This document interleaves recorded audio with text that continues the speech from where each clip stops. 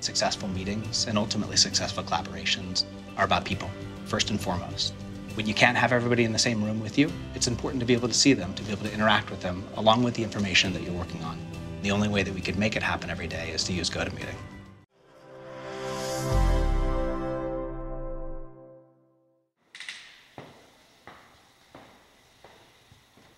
I'm Michael Parrish Dudell, entrepreneur, speaker, and best-selling author of Shark Tank Jumpstart Your Business. This is a show about discovery, about showcasing the next generation of business and media influencers. It's new, it's now, it's the next crop. Hi everyone, and welcome to The Next Crop. I'm Michael Parrish Dudell. My guest today is Matt Inman, an editor at Crown Publishing Group, which is an imprint of Penguin Random House. Previously, Matt was an editor at Hyperion Books and also at HarperCollins. Matt, thanks so much for being here. Yeah, happy to be here. All right, so let's talk through your career transition, because that's a big thing for you, and I really love stories of career transition. I had one myself. Tell me a little bit about, you started as ... a figure skater, right?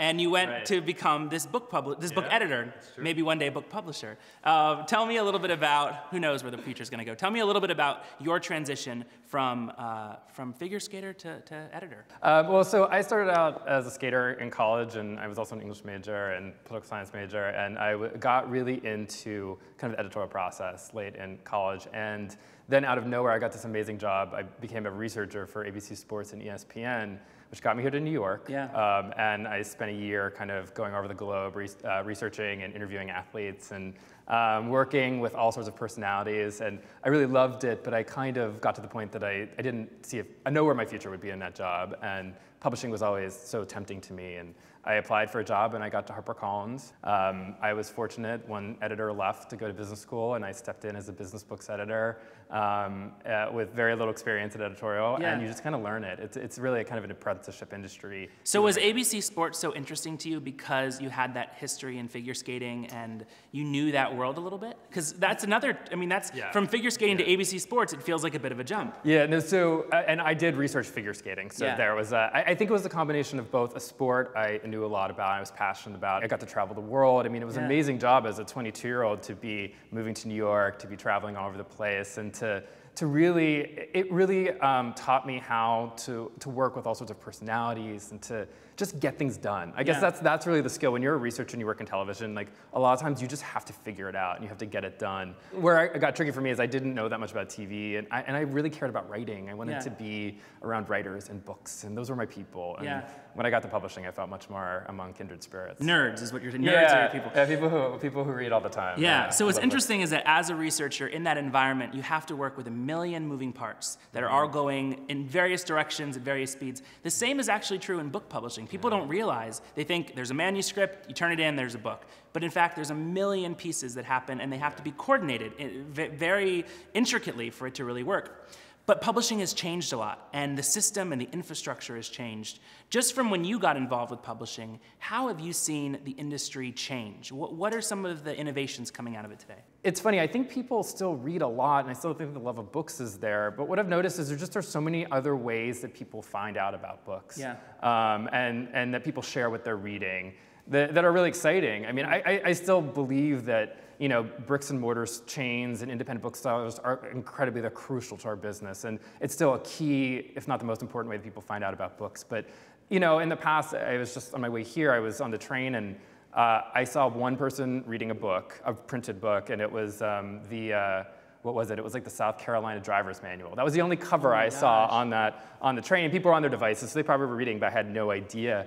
And that was how you found out what people were reading, what was going on, and what was in the ether. But it's so different now because I get all of that online. I mean, I see people sharing Facebook and Twitter and all these platforms that weren't there before to share in such a broad way, to talk about books in a deeper way, to create communities around them. I mean, I think it's been a lot of really exciting stuff that's happened that I think people are reading more, which is really exciting for the industry. One of the things that has changed dramatically is this self-publishing idea. And self-publishing used to be, I mean, it's been around for a while, but self-publishing used to be sort of, I don't know, cheesy, and it didn't really count for much, and no one took it seriously. There was zero distribution. Amazon wasn't covering it. But now, self-publishing is actually a thing that seems to be working for a lot of people. Right. So let's talk about how self-publishing has changed, if it has changed traditional publishing, and what kind of book works best for traditional versus self. Is there a formula? Are some books better? Yeah, I think we have seen lots of changes in self-publishing, and part of that is just there are a lot more opportunities or platforms, I guess, for people to self-publish now that are probably more affordable than they were in the past. And also, I think people have been writing books that they weren't able to get published for generations, and that was always a source of frustration. And now that's there, and people can do it, so they are. I think as far as how it kind of interfaces with the traditional publishing model, I really think that they coexist, and I think we've seen lots of examples of, I think especially in what we call genre fiction, in romance and science fiction and supernatural, some YA, young adult kind of supernatural stuff. We've seen some authors emerge from that in self-publishing, primarily because they've been able to build their own audiences, and that's through social media and all these other ways that weren't available to people in the past. If you were, Jane Doe in Omaha, you couldn't ever build that audience in that way without the traditional publisher.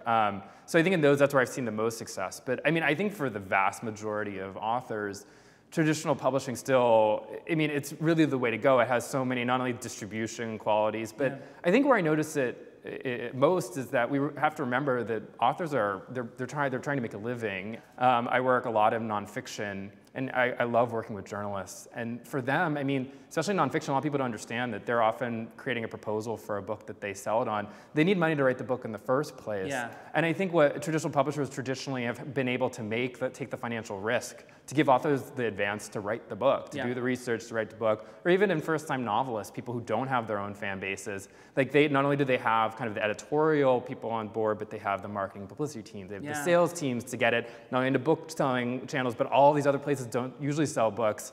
It's interesting. People don't think of publishers as investors. Yeah. They think of them as printers, when in fact, publisher, for many people, the publisher is the investor. Right. When you look at the return, when you look at when they turn in a proposal and they get that check, that advance, we look at all of that. Right. It's financials. It's a lot of what they bring to the table is that initial risk, right? Because a lot of books don't work out. Exactly. That's what I was going to say. I think most people don't understand that many books don't make money. The publishing model in many ways has been set up to have those few books that you spend the right amount of money on really bring it, kind of like a blockbuster model. And that many books don't make money, and that publishers are just saying, your voice deserves to be published. We believe in you. We're going to try to break out your debut novel, your new novel, your self-help book, all of these sorts of things. This kind of really great reportage that you need money to go to Afghanistan to report on for a year, and sometimes it runs late, and we've put all this money out there, and we're going to stick by you to publish. And that's something that self-publishing can never match. People have to be able to build their own audiences, and they have to be able to afford to write the books on their own and get it out to all these places. It's not easy. No. So now as we're in this culture of thought leadership and experts, and everyone has to be famous, and everyone has to have a tribe, how important is it now, if you want to get a book published, to already have an audience, to walk in the door with an audience? Obviously that counts, but is it a deal breaker if you don't have one? There's no denying it's great to have something to work with to help blast it out. Again, we're looking for, especially kind of major publishers, for big opportunities to get books out to broad audiences.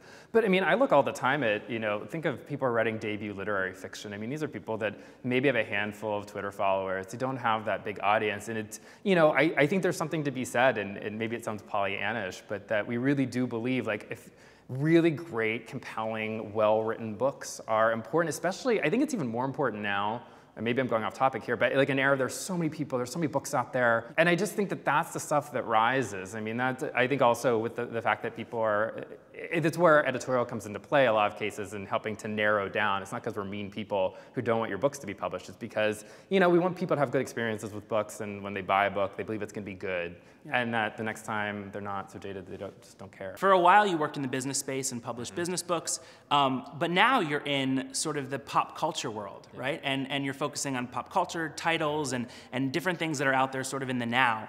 But the challenge is that the publishing industry moves sort of slowly. From first time actually seeing a manuscript to when the book is published, it can take more than a year, right? So how do you publish a book that is based on something in pop culture, even if it takes a while, while still staying relevant in this fast-paced culture? Wow, it's a challenge. That's got to be like one of the hardest parts, right? Yeah, you don't sleep. Well, I mean, I think what it is, especially in pop culture, you're trying to capture the zeitgeist. And I think there are some, intuitively, some ideas you could get a book out in enough time to kind of capture that moment. And I think we look at, some of the stuff we do, it's about major figures. Like I'm working on a biography of a major musical figure now. That stuff is sort of timeless. I mean, that doesn't need to come out in a second. But at the same time, I'm working on a couple books, one with the TV show Sleepy Hollow, kind of like a secret journal of Ichabod Crane, and then another book with the movie Sharknado. Yes. I mean, these are things that we had enough time to set up. I mean, we did them really quickly, and we did them really well, but like we really got them out, and we can move quickly when we need to. I think where you see that